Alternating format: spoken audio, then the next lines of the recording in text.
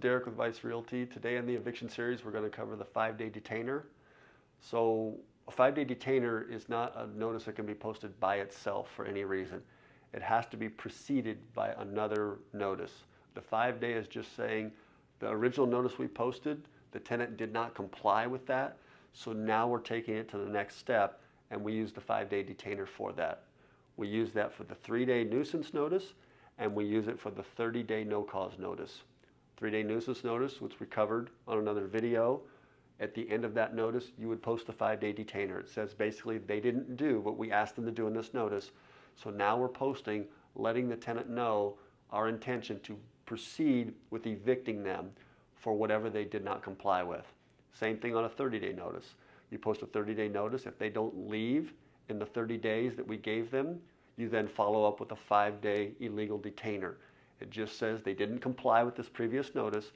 Now we're taking it further, and we're using this notice to say this is going to go into an eviction process now if you do not comply.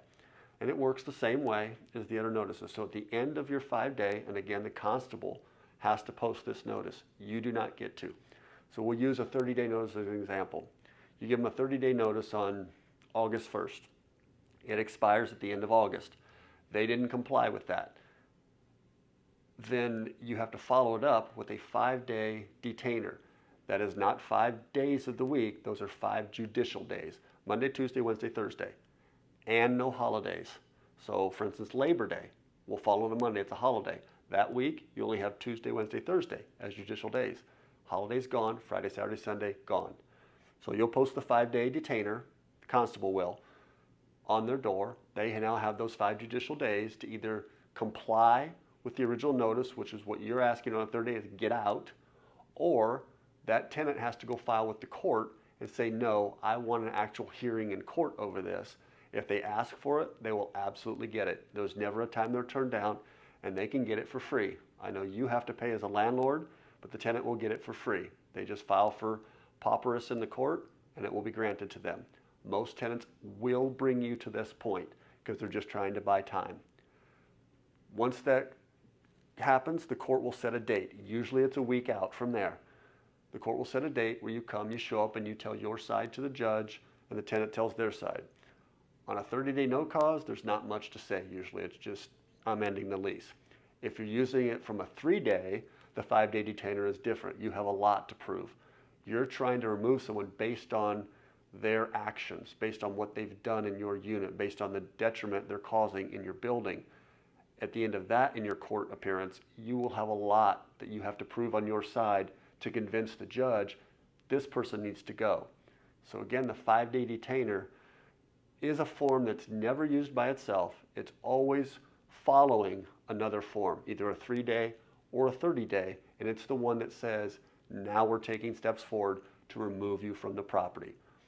Again, once the 5-day is placed on the door by the constable, at the end of that expiration, if it does lead to an eviction and the judge grants it, you will have to go back to the constable's office, same way you did on any other notice, and say, okay, now I want them locked out. The constable will schedule a lockout, same way as anything else. The day you bring it, let's say it's a Monday, they'll post it on a Tuesday, lockout is on a Wednesday. The tenant, like any other case, has the ability to file for a stay. A lot of times they will go to the court and say, can I get a few more days? Usually that will be granted to them. At the end of that stay, the constable will call you, or you can call the constable if they don't call you, but usually they will call you and say, did the tenant leave? No, they didn't. Okay, they'll schedule tomorrow, the following day, to come out and actually lock them out. You must meet them there with either a locksmith, yourself, or someone representing you to actually change the locks for the constable to do the lockout. Whatever the tenant leaves in that property is yours to remove, to store, and we've covered that before. But you will have to store that for 30 days at your cost. Nothing you can do about that, but if the tenant comes to get their belongings, they have to reimburse you for those costs before you give them their belongings. That's law in Nevada. I've been doing this for countless years. I have never had one tenant show up with the money to get their belongings back. Literally, not one. But if you're that rare occasion where you take all their stuff and throw it in the trash, inevitably they will come back and something priceless was in there and they'll try to take you to court for it.